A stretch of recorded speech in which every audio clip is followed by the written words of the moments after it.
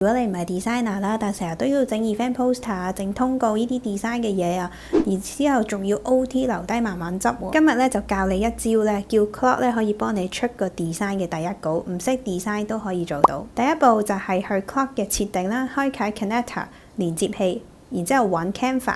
就將你嘅 Canva account 咧加入去你個 Claude。第二步咧就係直接話俾 Claude 聽你想要啲咩，你嘅要求係咩啦。例如幫我整一張活動嘅海報，藍白色要簡潔啲嘅，佢就會用 Canva 咧去幫你生成一個 design 俾你。最重要嘅係咧，其實呢個 design 咧唔係求其一張 AI 圖，而係咧係 Canva 入邊真正嘅一個 design 嘅檔案嚟嘅。咁你可以咧喺 Canva 入邊自己改翻啲字啊、換圖換相啊，想點執都得。好似我成日講啦，AI 唔係要取代你，而係幫你慳翻啲時間。